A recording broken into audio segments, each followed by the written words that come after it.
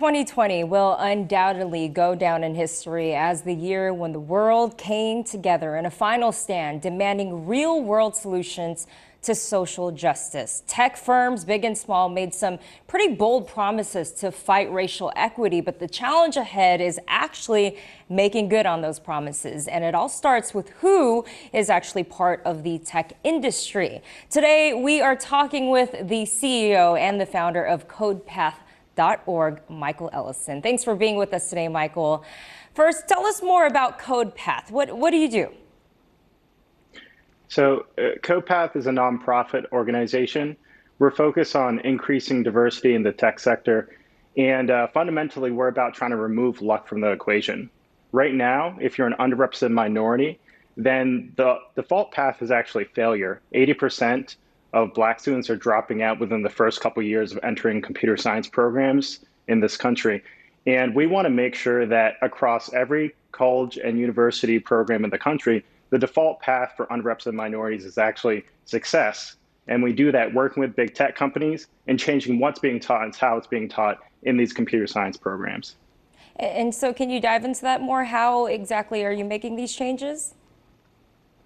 So historically, we've done training inside major tech companies, and we've now partnered with them in order to bring elite software engineering training inside of these college camps. So your local college, we're at over 60 colleges and universities this spring, you'll see CodePath in your course roster.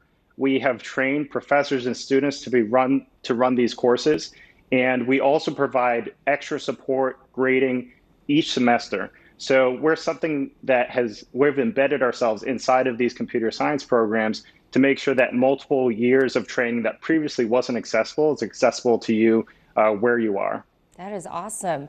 So years ago, big tech like Apple, like Google, like Facebook, they started releasing these annual diversity reports in an attempt to be more transparent about the diversity on its staff and kind of hold them accountable. What do you think about these reports? Have they worked? The reports by themselves, it's really just PR. It's something, but it's not something that is thoughtful. It's not rooted in racial equity. Racial equity is about changing the status quo.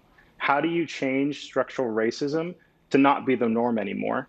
So if tech companies want to go beyond just doing something to say they're doing something, then they'll start by trying to recruit at places they haven't normally looked at.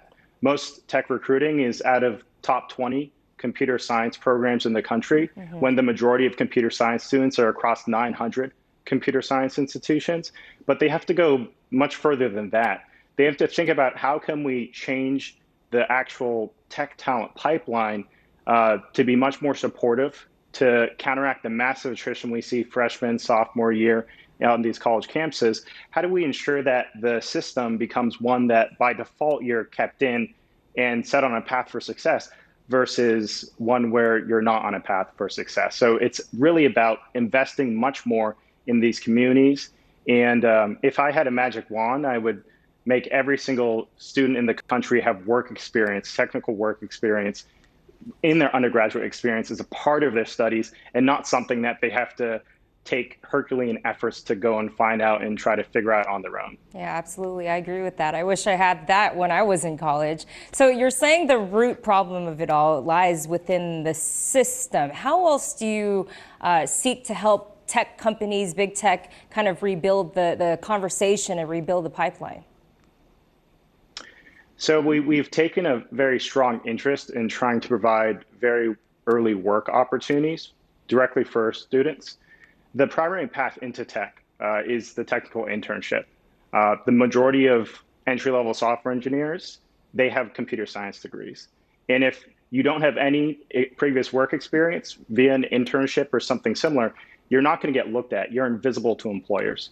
So starting with efforts that we've done for years, working with Facebook, running diversity internship programs for them to provide early career experience for students, we've started to expand and work with more organizations like Workday and more to try to really focus more of this effort on the earliest work opportunities that combat attrition, that increase confidence, that provide mentorship, But most importantly, once you have that critical early work experience on your resume, you're set up for success. It's like you can now enter the club, you start getting connected to a network. So that's really one of our major core focuses and expansions over the next couple of years. That's awesome.